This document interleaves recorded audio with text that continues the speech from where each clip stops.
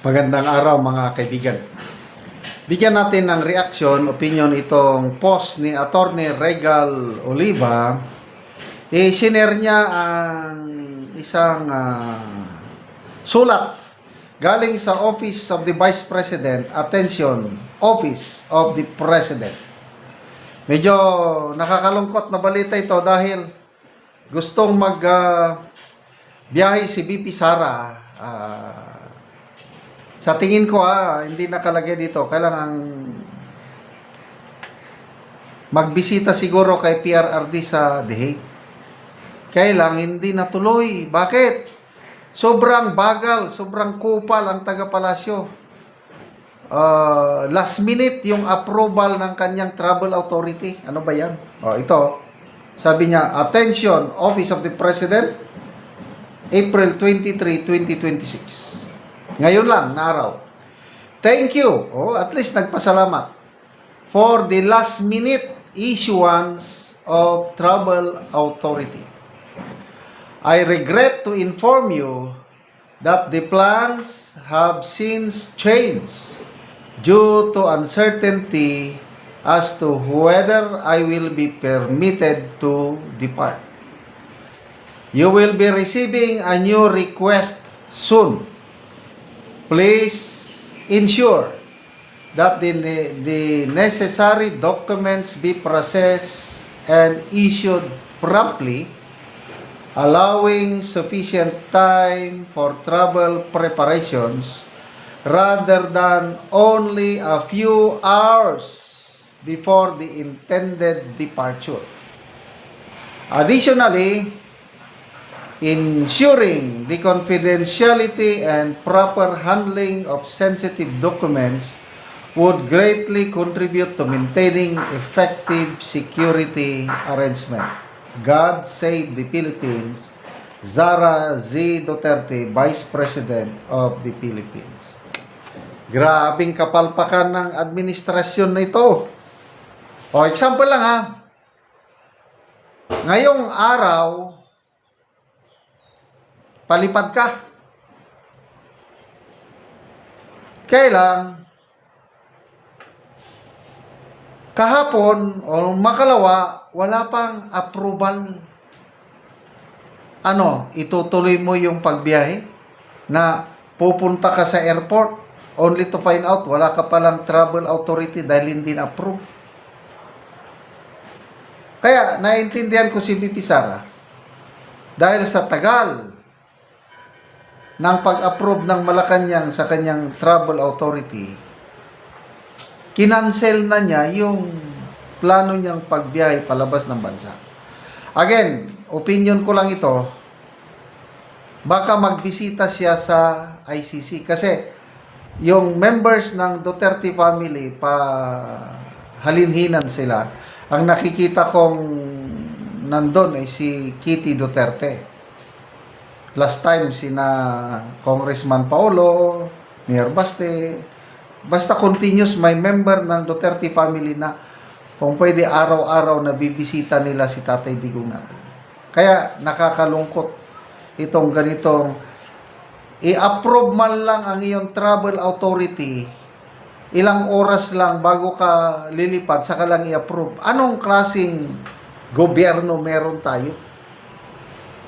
Kasi kailangan yan, kung government official ka, hindi ka pwedeng lalabas kung wala kang travel authority. Nung nasa serbisyo ako, first time na lumabas ako sa bansa is 2003. Nag-schooling kami ng Command and General Staff Course. Kasama sa aming course is foreign travel. Magbisita kami ng foreign country to interact with our counterparts. Kaya ang napuntahan namin is Thailand. Ang una kong nabisitang bansa outside the Philippines is Thailand. Yan, may travel authority kami. Muntikan pang ayaw kaming payagan ng palasyo. Mabuti na lang ang mga classmate ko, marurunong. Example, si Colonel Eduardo Anyo. Yan. Si Colonel Ricardo Visaya. Dalawa yan, naging chief of staff, mga classmate ko. Marami silang connection sa Malacanang. Ginalaw nila, ginalaw. Mabuti na lang, I think one day, bago yung one day, bago yung biyahe namin papuntang Thailand, na-approve yung travel namin. Kaya ako, makarelate ako sa ganitong pangyayari. Hindi ka makakalabas kung wala kang approved travel authority. Ano pa? That was 2003. Next! 2005. August. Mag-schooling na naman ako sa National Defense University, Washington, D.C. Dahil sa counter-terrorism fellows program ng US government. Ayun, mas madali yun. Kasi ang gumalaw na ang US government. Lahat ng gastos ng US government. Kaya hindi ako nahirapan yung pangalawang paglabas. Maaga na ilabas yung aking travel authority. And the rest, may mga sumunod pa. So, ano ba? Magre-request ulit daw si BP Sara. Kaya ang hiling niya, bilisan nyo naman. Huwag bagal. So, dahil nung una, palagi namang nagbibiyahe si BP Sara palabas, di ba? Maganda pa ang sistema nung una. Kasi na-approve eh.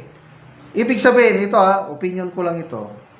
Yung functioning ng palasyo medyo may problema ngayon. Dahil panahon ni example, A.S. Bersamin, hindi naman nagkaganyan. Sino pa? Itong kay Recto na, lalo na itong napapabalita na kung ano yung kalagayan sa health ng Pangulo. Ayun, nagkabulilyaso ang So, wag naman yung Vice President yan. Wala ba kayong respeto sa Vice President? Sinasabi nyo, magrespetuhan tayo, tapos igaganyan nyo ang Vice President. Sinadya ba yan? O nang dahil lang sa kapalpakan? Sana nga, dahil lang sa kapalpakan, huwag nyo lang sadyain na ipitin ang pagbiyahe ng aming Vice President. Salamat mga kaibigan sa inyong pagsubaybay sa channel na ito. Nakakatulong kayo ng malaki sa Tribong Talanding ng Bukidnon dahil ang sweldo natin sa channel na ito is pantulong sa tribo. Namimigay tayo ng libreng yero at pako para makapagpatayo sila ng mas maayos na tirahan. Panoorin nyo ang video na ito. Muna ni ang natagaan na mo o gyero. So, siya lang nagpasan.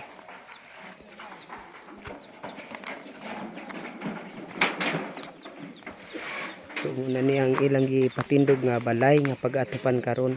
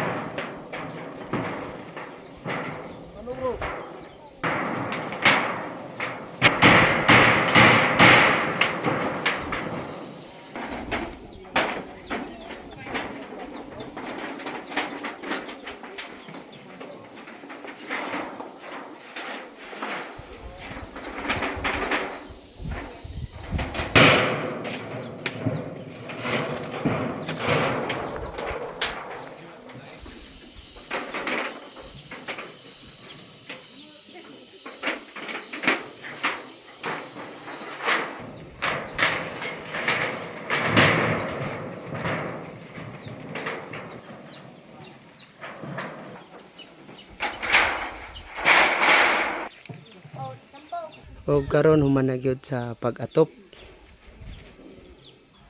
ang gitabang nga ayero.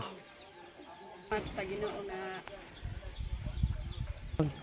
salamat sa Ginoo nga panghasin nga di may mga ulanan. Oo. Salamat po. Inaat unta nga magpadayon ang inabang para dagan ang may nabangan. Salamat kaayo. Salamat.